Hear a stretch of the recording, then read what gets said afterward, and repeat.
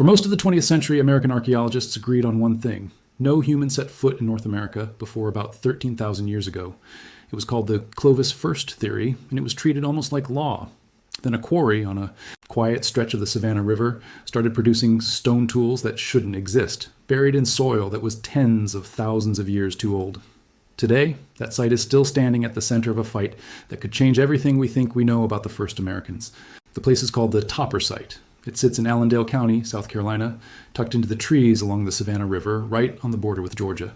From the surface, there is nothing dramatic about it. No pyramids, no ruins, no obvious monument to a lost civilization. What you find instead is chert. Thousands of years ago, this stretch of riverbank was one of the richest natural deposits of Allendale chert on the entire coastal plain, a fine-grained stone that fractures cleanly and holds a sharp edge, which made it some of the best raw material in the region for building tools. For ancient people, a place like this was not just useful, it was essential. Wherever there was good chert, there were people who came back to it again and again for generation after generation to make the spear points, scrapers, and blades they needed to survive. That is exactly why archaeologist Albert Goodyear became interested in this stretch of riverbank in the first place. Goodyear was, and still is, a respected archaeologist connected to the University of South Carolina, someone who had spent years studying the deep past of the American Southeast. And when he began digging at Topper in the 1980s, his goals were fairly conventional by the standards of the field. He wanted to document a chert quarry that Native American toolmakers had clearly used for thousands of years. Nobody expected this particular hole in the ground to eventually become one of the most argued about sites in North American archaeology. The first phase of digging at Topper went more or less the way you would expect. Goodyear and his teams found abundant evidence of archaic period activity, the broad, well-understood era of Native American life that followed the end of the last ice age. Stone flakes, discarded cores, the debris of thousands of individual tool-making episodes layered into the earth like the pages of a diary nobody had opened yet. It was good, solid archaeology. Interesting, but not shocking. Then, in the 1990s, the digging went further, and it produced something far more significant. Unmistakable evidence of the Clovis culture. Clovis is the name archaeologists gave to a tool-making tradition first identified near Clovis, New Mexico, defined most famously by an elegant, fluted spear point, a design so effective and so recognizable that it has become the signature marker of what used to be considered America's very first human culture. Finding a genuine, extensive Clovis presence at Topper was a real discovery. It placed the site solidly among a small number of confirmed Clovis locations in the southeastern United States, and it validated years of careful, patient fieldwork along that riverbank. And here is where the story could have ended. A respected researcher confirms a Paleo-Indian site, publishes his findings, and the Topper quarry takes its place in the textbooks as one more piece of the well-established Clovis story. But Goodyear kept noticing something. Beneath the layer where the Clovis artifacts stopped, there was more sediment, a lot more. And by the normal logic of archaeology at the time, there was no reason to think anything down there mattered. If Clovis people were the first Americans, and Clovis tools stopped appearing at a certain depth, then whatever lay beneath that depth should be sterile, empty, just dirt, deposited by the river long before anyone ever set foot on this continent. In his own words, describing those early years, Goodyear has said that he went down about a meter, roughly 3 feet, and the artifacts simply stopped appearing. There was some rubble still visible at that depth, but nothing that looked deliberately shaped, nothing that screamed human hands had been at work.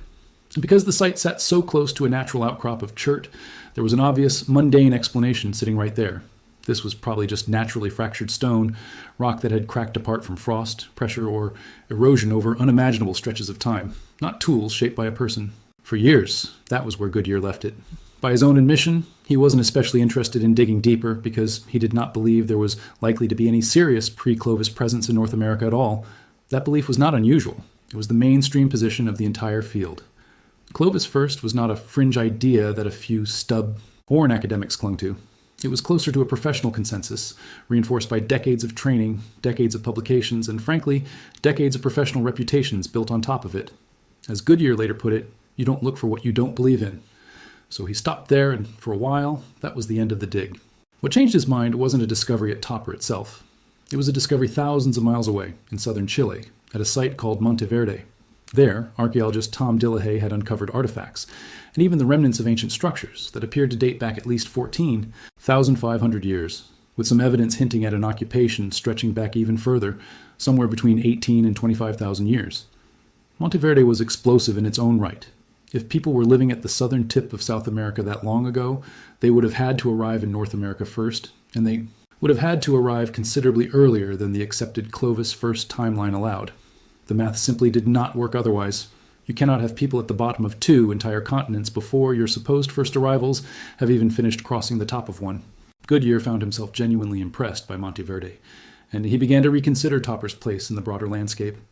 He thought about the Savannah River as a natural highway, a route that would have guided ancient travelers directly toward the same rich chert deposits that Clovis toolmakers had exploited for generations afterward. If people really had been moving through the Americas earlier than anyone assumed, he reasoned, this was exactly the kind of place they would have stopped. Good stone, fresh water, a river corridor connecting the coast to the interior. All the ingredients were there, so Goodyear made the decision to go back underneath that old boundary, back below the line where the artifacts had once appeared to stop. The results came almost immediately, and they were not subtle. In the very first excavation square dug below the old Clovis level, his team began finding worked stone. Simple tools, mostly, scrapers and other basic lithic pieces, nothing as elegant or as instantly recognizable as a fluted Clovis point. But they were there, and they were consistent, appearing not as a single fluke, but as a pattern across the excavation. For a field that had spent decades treating any pre-Clovis claim with deep suspicion, this was immediately controversial. Goodyear has said that the media were fascinated by the idea of a paradigm shift at exactly that moment, because American archaeology as a whole was already going through one, with pre-Clovis claims starting to surface at other sites around the hemisphere and slowly chipping away at the old consensus. Because there was no charcoal or other organic material suitable for radiocarbon dating at this level, the team turned to a different method, optically stimulated luminescence, often shortened to OSL, rather than measuring the decay of a radioactive isotope the way radiocarbon dating does. OSL measures how long ago a grain of sediment was last exposed to sunlight, essentially calculating a kind of buried clock that resets to 0 the moment soil is buried away from light. Studies conducted by Michael Waters, a highly respected geoarchaeologist at Texas A&M University, dated this layer to approximately 15,200 years before present. 15,200 years is a genuinely remarkable number. It predates Clovis by roughly 2,000 years, which places Topper's pre-Clovis layer in the same general range as other sites that have gradually earned acceptance within the archaeological community. Meadowcroft Rock Shelter in Pennsylvania has produced evidence suggesting human presence stretching back as far as 16,000 years. Page Ladson, a submerged site in a Florida river, has yielded artifacts dated to roughly 14,550 years ago. Compared to those sites, Topper's 15,200-year layer, while still debated by some, was not radical enough to be dismissed outright. It fit reasonably well within an emerging picture that archaeologists were slowly, sometimes grudgingly, coming to accept. That people had been living in the Americas for at least a couple of thousand years before the Clovis culture appeared. But that was not the end of what Topper had to offer, and this is where the story stops being merely interesting and becomes genuinely explosive. Beneath that 15,000-year layer, and even deeper, even older strata, Goodyear and his team began encountering something else entirely. More worked stone. Different in character, cruder in some ways, but bearing what Goodyear and some of his colleagues interpret as unmistakable signs of deliberate human manufacture. And the strata containing these objects were not 15,000 years old. According to Goodyear's analysis, they could be as old as 50,000 years. Sit with that number for a moment, because it is worth sitting with. 50,000 years ago, Neanderthals were still living across Europe and Western Asia. Modern humans had only recently begun their major expansion out of Africa into other parts of the world. The last ice age had not yet reached its coldest, most extensive phase, an event known as the last glacial maximum, which would not occur for tens of thousands of years afterward. If people really were present on the banks of the Savannah River 50,000 years ago, they would have arrived in the Americas so early that the entire framework historians and archaeologists use to describe the peopling of this hemisphere would need to be rebuilt from the ground up. The single artifact that has come to symbolize this claim more than any other is a chunk of Allendale chert that Goodyear affectionately nicknamed Big Red. To an untrained eye, Big Red looks unremarkable, a rough lump of stone that might easily be mistaken for ordinary quarry debris. Goodyear has described the piece as having come out of the ground still visibly moist, which is part of how it earned its nickname. What makes Big Red significant in his interpretation is not its appearance, but its context and its damage pattern. It was not found scattered among a pile of similar broken rubble. It was isolated, sitting essentially by itself, and its surface bears what Goodyear describes as multiple prior detachments, meaning previous flakes had clearly been struck away from it. in a pattern that repeats at 3 distinct points on the stone. He has referred to this pattern as battery, a term used to describe repeated, forceful impacts concentrated in specific, deliberate locations, rather than the more random, scattered damage you would expect from natural forces like a rock simply tumbling downhill or being crushed under sediment over time. Goodyear argues that this pattern is exactly what happens when a flint knapper, ancient or modern, is working a piece of stone and cannot get a particular flake to detach cleanly. So they strike the same general area again and again in frustration or determination. He has pointed out that this kind of battering is common at known Clovis quarry sites, where there is no question that humans were responsible. The unsettling part, for mainstream archaeology, is finding that same signature in strata that appear to predate Clovis by tens of thousands of years, in a place along the South Carolina coastal plain where, according to the old consensus, nobody should have been standing at all. Naturally, a claim this large has not gone unchallenged, and the skepticism has come from serious, credentialed researchers, not casual critics. Michael Waters, the very same geoarchaeologist whose OSL dating helped support the 15,200-year layer, has been openly doubtful about the deeper claims. His argument is straightforward and, frankly, difficult to dismiss out of hand. Natural geological processes can produce fracture patterns on stone that superficially resemble human workmanship. Frost wedging, pressure from overlying sediment, and other purely physical forces are all capable of breaking chert in ways that, to an untrained or even a moderately trained eye, might look intentional. Archaeologists have a specific term for stones that look like tools, but were shaped entirely by nature: geofacts. Distinguishing a genuine artifact from a convincing geofact is one of the hardest and most contentious problems in the study of very early, very ambiguous stone tool assemblages, precisely because the difference often comes down to subtle, debatable details rather than anything conclusive. There is also a deeper, more structural problem hanging over the 50,000-year claim, one that goes beyond any single artifact. If humans really were present in South Carolina 50,000 years ago, that evidence cannot exist in total isolation. A population capable of surviving in North America at that depth of time would presumably have left traces elsewhere too, at other sites, in other regions, showing up in the genetic record of later populations, or turning up in independent excavations conducted by other research teams using other methods. Extraordinary claims, as the saying goes, require extraordinary evidence. And a single quarry, however carefully excavated, is a thin foundation on which to rebuild an entire continent's history. Critics are not necessarily accusing Goodyear of fabrication or carelessness. Their skepticism is rooted in something more fundamental. The history of archaeology is littered with claims of shockingly early human presence that generated enormous excitement, only to quietly collapse once independent researchers scrutinized the dating methods, the stratigraphy, or the artifacts themselves more closely. And yet, the case for Topper's deepest layer is not resting on Goodyear's word alone, and it has not simply faded away with time. In 2015, archaeologist Douglas Sain completed a doctoral dissertation focused specifically on artifacts recovered from Topper, a project informed by his own participation in the excavations there during his university years.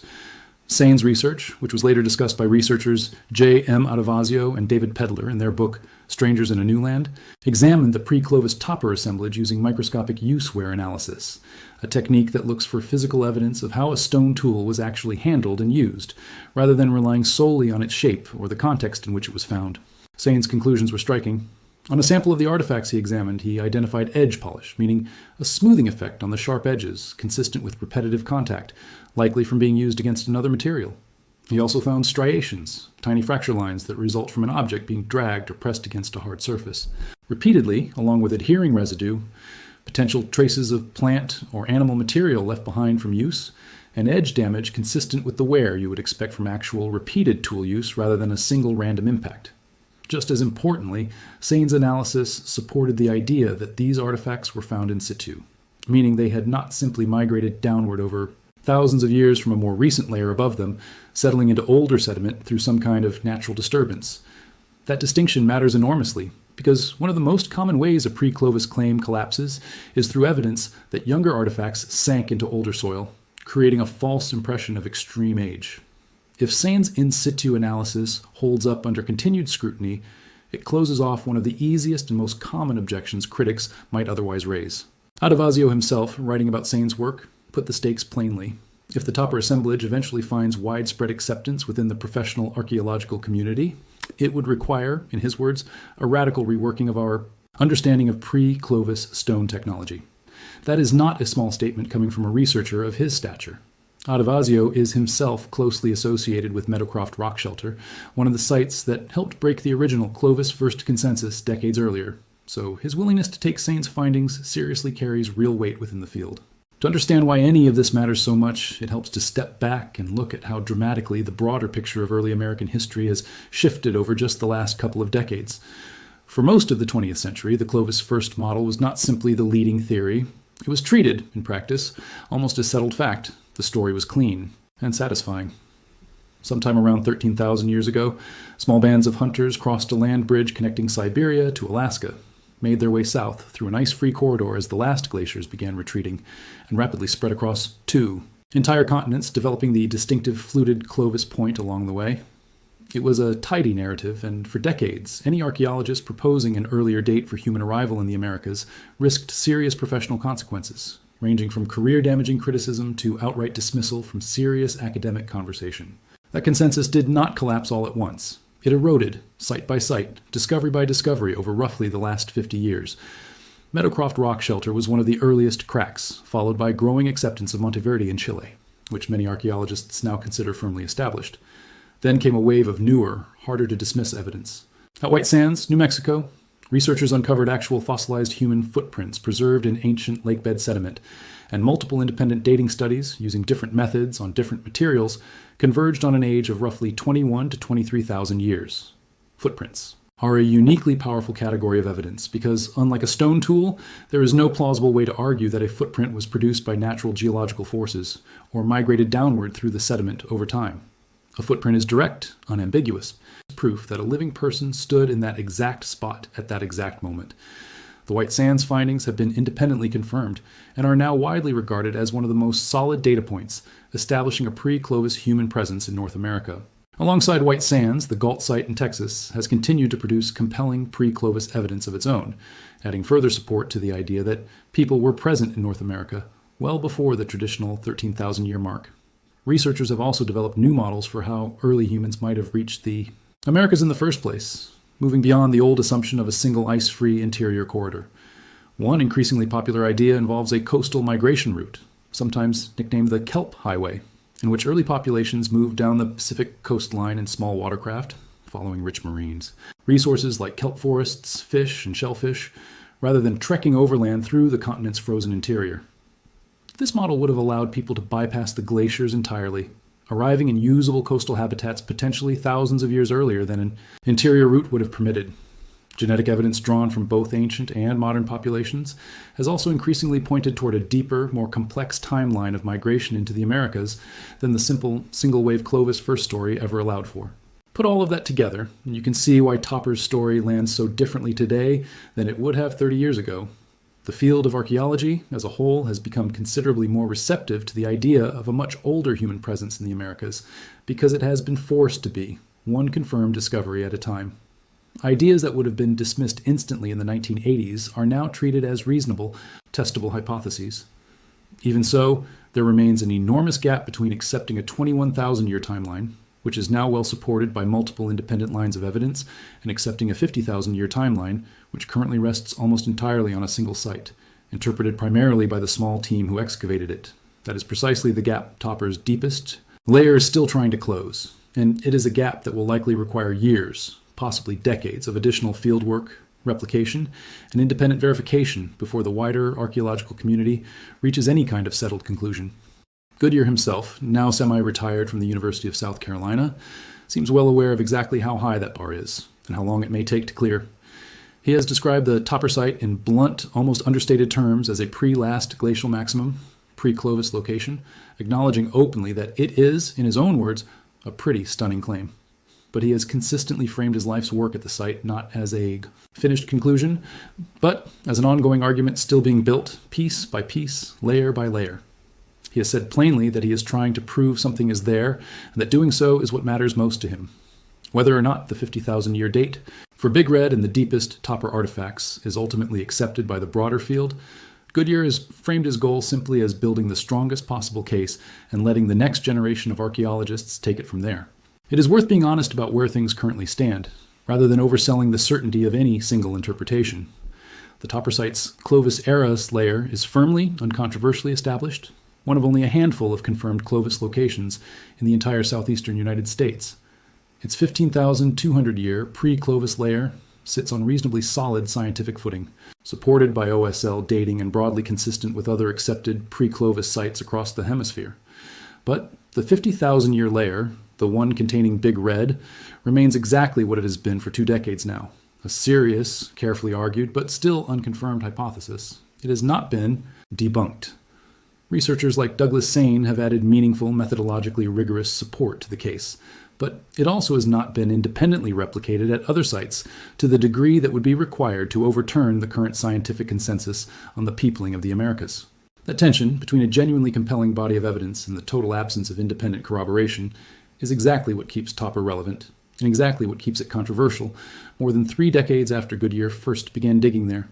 It is easy to want a clean answer, a simple yes or no. Humans were here 50,000 years ago, or they were not. But that is rarely how archaeology actually works. Real discoveries tend to unfold slowly, contested for years or even decades, refined bit by bit as new techniques, new sites, and new generations of researchers revisit old questions with fresh eyes and better tools. Radiocarbon dating itself was once controversial when it was first introduced. So was the idea of any pre-Clovis presence in the Americas at all, an idea that is now considered basic, settled fact by virtually the entire field. There's also a human dimension to this story that is easy to overlook when the conversation gets buried in dates and dating methods. Goodyear did not set out, decades ago, to become the center of one of archaeology's longest-running controversies. He set out to document a quarry, to record how Native American toolmakers had used a rich vein of local stone across thousands of years of continuous occupation. That he ended up questioning one of the field's most deeply held assumptions was not the plan. It was the product of following the evidence downward, layer after layer, even when doing so meant inviting decades of professional skepticism, public scrutiny, and repeated challenges to his methods. There is something worth respecting in that, independent of whether Big Red ultimately turns out to be 50,000 years old or 50,000 years old in appearance only. All right. Science, at its best, is supposed to work exactly this way. Someone notices something that does not fit the accepted story, keeps digging anyway, and lets the evidence accumulate slowly enough for other researchers to test it, challenge it, and eventually either confirm it or discard it. It is also worth remembering just how young the entire discipline of deep American archaeology actually is. Serious, systematic study of the peopling of the Americas has really only existed for about a century, and much of the analytical toolkit researchers rely on today, from OSL dating to microscopic use-wear analysis to ancient DNA sequencing, has only become available within the last few decades. Claims that would have been impossible to test in the 1960s or 1970s can now be examined with a level of precision earlier researchers could only have dreamed of. That means sites like Topper are not just being reassessed once and then filed away. They are being revisited again and again as new techniques emerge, each new method offering another chance to either strengthen or undermine the original claims. It is entirely possible that a future dating technique, not yet invented, will eventually settle the question of Big Red's true age with a level of confidence that today's tools simply cannot provide. In the meantime, the debate itself has value, even without a final resolution. Every serious challenge raised by researchers like Michael Waters has pushed Goodyear and his collaborators to tighten their methods and seek out additional corroborating evidence, like the microscopic wear analysis Douglas Sain conducted. That back and forth is exactly how archaeology is supposed to police itself. A claim that survives decades of sustained expert scrutiny without collapsing carries a different kind of weight than a claim that has simply gone unchallenged. Topper's deepest layer has not been quietly accepted, but it has also not been quietly buried. It remains an open, actively debated question within a discipline that takes it seriously enough to keep arguing about it. Whatever the final verdict on Topper's oldest layer eventually turns out to be, the site has already done something undeniably important. It has forced archaeologists and the public to sit with real discomfort about how much we still do not know regarding the earliest chapters of human presence in this hemisphere. A quiet stretch of Riverbank in Allendale County, South Carolina, easy to drive past without a second glance, maybe quietly holding evidence that reshapes the opening pages of American history. Or it may not. That uncertainty is not a weakness in the story. It is the story, somewhere beneath the modern soil along the Savannah River, buried in layers of sediment tens of thousands of years old. A piece of chert called Big Red is still waiting for archaeology to finally decide what it really is, and what it really means for everyone who calls this continent home.